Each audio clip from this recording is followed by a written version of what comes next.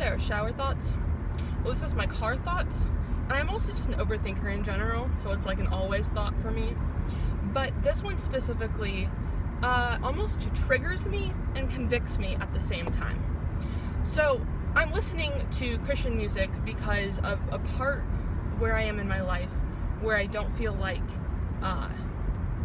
it's healthy for me to listen to anything except for Christian music. Not important to the story, but I'm listening to the Christian music and paying attention to the themes that appear in so-called Christian music. I could go into a whole topic about what Christian music is and what we define it as and stuff like that. I want to make sure that the Christian music I listen to is biblical.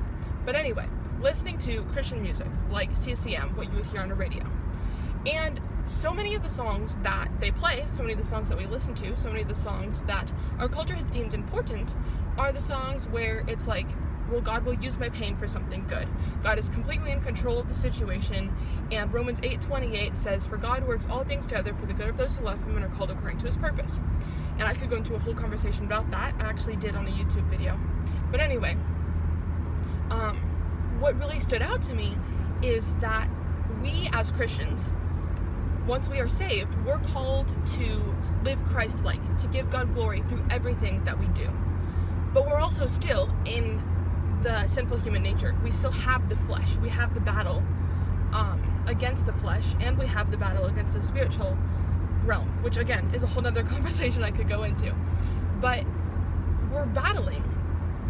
And as humans who sin every single day, because that's part of the curse, whether you're saved or not, you're still going to keep on sinning. We just have a future hope and a place we can turn to when we sin, and we know that God will forgive us, which is part of this conversation as well, is we know that God will always forgive us for our sins. Doesn't mean that we can live in our sins. Romans 6 talks about that.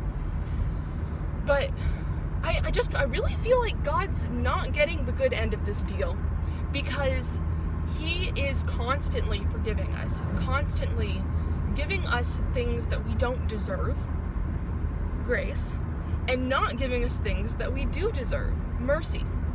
We are called then, as a reciprocation for that he has given us, but also just literally bare minimum, that Jesus died on the cross for our sins and we have a future glory there. Like, God doesn't have to do anything for us at all. He doesn't have to be nice to us, which is a word I could get into. He doesn't have to be kind to us. He doesn't have to love us. He doesn't have to care for us. He doesn't have to work all things out for our good. Slightly taken out of context, but like the way that some people view it. But he chooses to. He chooses to love us while we are still sinners. And he calls us to love him back, but he knows that we're not going to do it perfectly. And it just blows my mind that he's okay with it. He's like, yeah, I mean, she's going to mess up like 100 times today, but I still love her, and I'm still going to forgive her when she asks, and she's still going to be in my heavenly kingdom. What? How? How in the world does God have so much love that even Romans 5:8, I believe, that even while we're still sinners, Christ died for us. So number one, literally enemies to lovers story, right there. While we were still sinners, Christ died for us. But then, even though we are made new, we are a new creation, we still mess up, and he still loves us, and when we ask for it, he still forgives us. And I see some, and I'm guilty of this too, but I see lukewarm Christians, or Christians who are like totally turning away from God in the moment, or like Christians that hate one another. We're told that if we love God, we'll love others. Our love is proof of what God has done for us. But I see so much like sinning and hurt and pain, but God still loves them. God still cares for them. God hasn't given up on them. How?